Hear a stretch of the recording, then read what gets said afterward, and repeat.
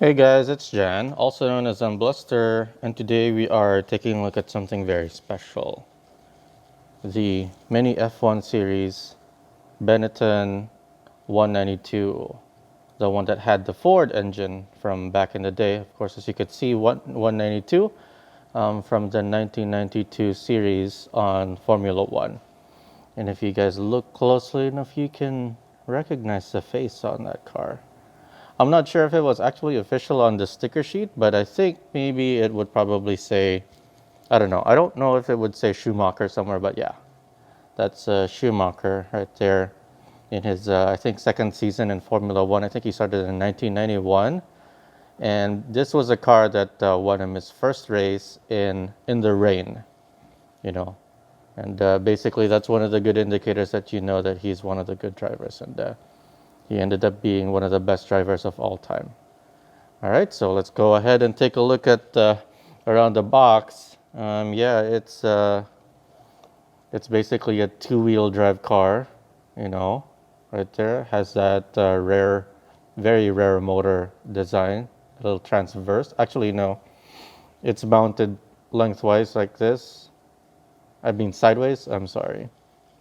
And it looks like it was basically like a direct drive, so it was just the motor and the spur gear, and that was pretty much it. So there's a lot less transmission loss on this car than, like a regular Mini 4 car.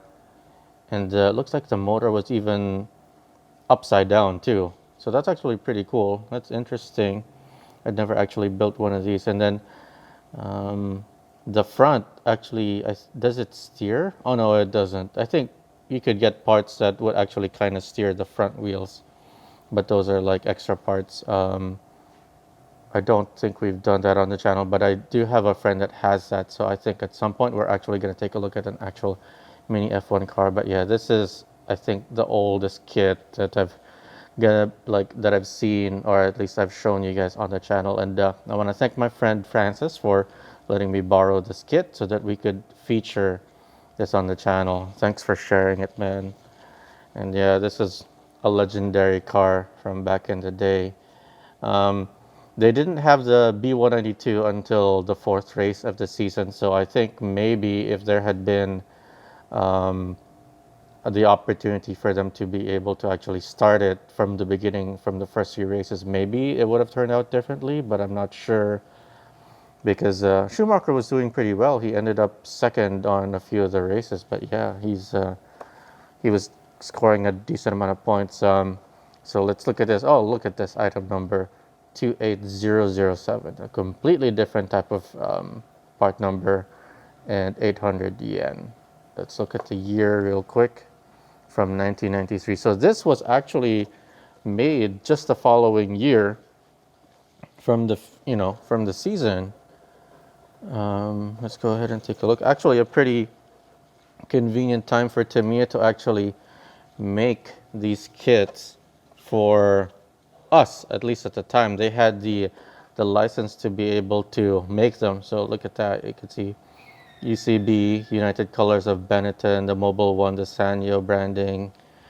And then let's see if Ford was ever there. I don't think so, but yeah, Goodyear. And then look at this, guys. Oh my goodness. That's just super cool. Look at the body. Let's set this aside. Yeah, I'm wearing the gloves. This is a very old kit, and as you could tell from the box, it's a little bit yellow now, but overall it's in pretty good condition. Look at this, guys. Very nice.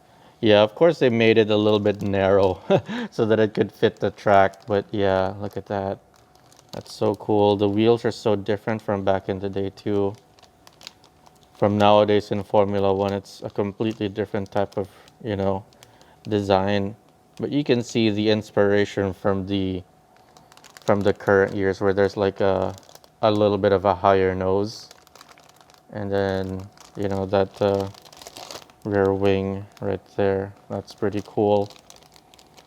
So these are, I don't know how much he paid for it, but yeah, this is pretty cool that he had it.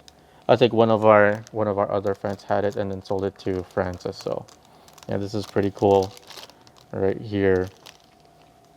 And then let's look at the slick tires. Yeah, this is, wow, this is quite different from the tires that we're used to in Mini 4. Look at how thin it is on one side, and then on the other side, let's look if there's, yep, it's a lot thicker on this side. Yeah, very good. Slick tires, and you know, in Formula 1, you actually want a lot more grip, but in Mini 4, you want a lot less. That's completely different because, you know, you could steer. Let's move that here. And then let's look at the chassis.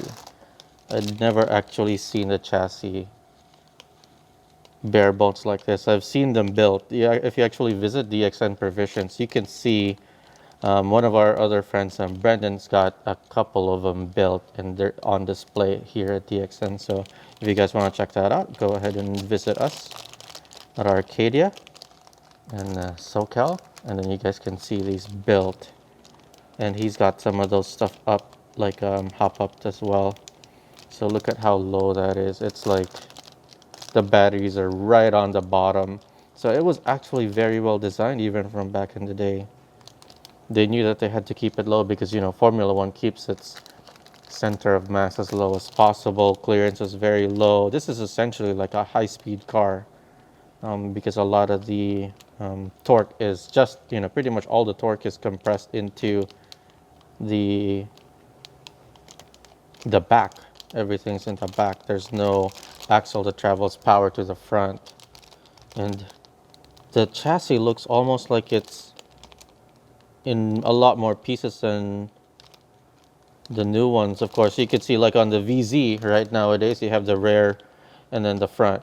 Well, back in the day, they already had that on the Mini F1. So it came in many pieces, and then the motor assembly is right here. It's separate. You have to build it onto the chassis. And this is where the front wheels would go, and it looks like it kind of twists a little bit too. Huh, that's interesting. So yeah, I actually kind of want to take a look at this with you guys at some point in the future with one build. Once we have the opportunity to talk to one of the racers that actually had raced them back in the day. And we'll do a feature video on this one. Yeah, we're taking a little bit more time on this one.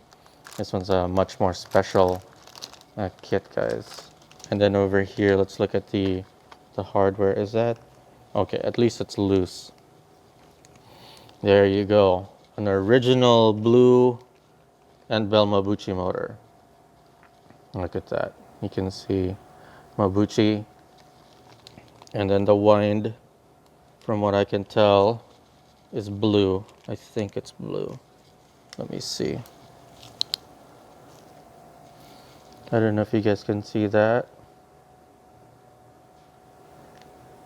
It's blue in there. You probably can't see it.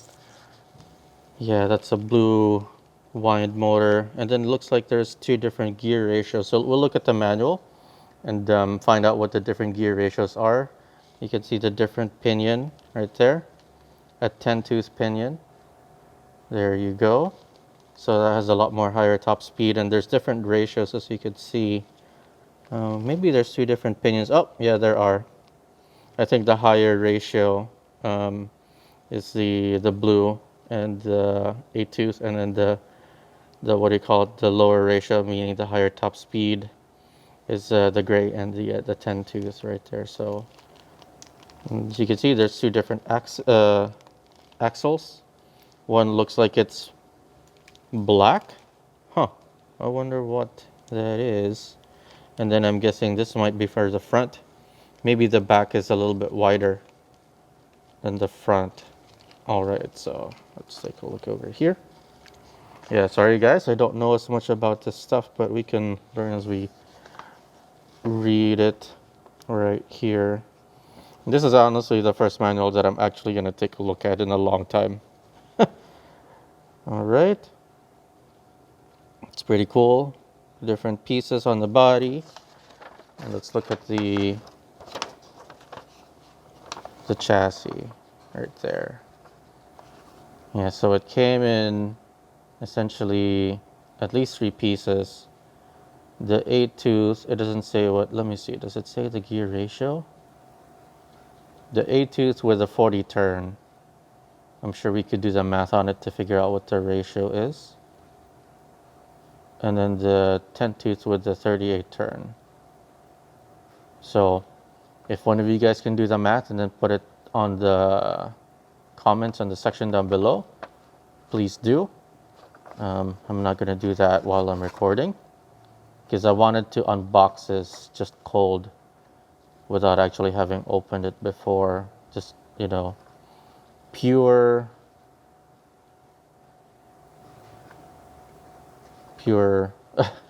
sorry, I'm at a loss for words. This is pretty cool. They even had like a center like piece that holds the front switches in. That, you know, it kind of does two things, you know, like it holds the switch in and then also does the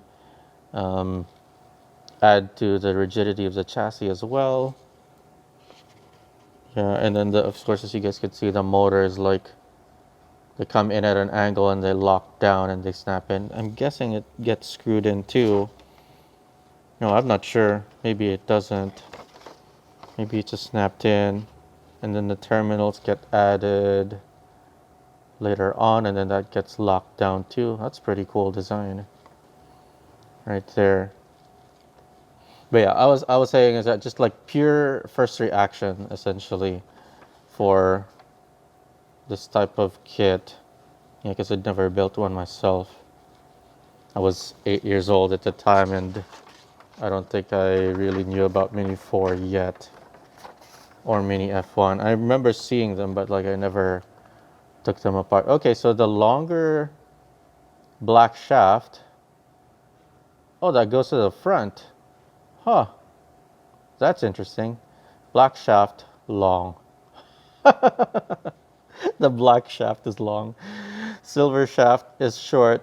And then that's pretty easy. I'm pretty sure the bearings are the same right there, and it's you know, yeah, you can put like a 620 on these ones for sure. And then they mount the front bumper and then the underside bumper as well. Okay, so that one's from the top right here and the other one's from the bottom. All right.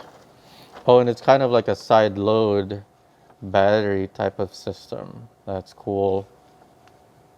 Yeah, it's very bare bones. It pretty much minimizes the amount of weight. Look at that. Oh, it's like a press fit. I'm guessing the center support right there kind of like flexes a little bit so that it gives room for the battery. And then, okay, maybe here it says what the gear ratio is. Oh, it still doesn't say. It just says white with the blue and then the white green with the gray right there. Let me see.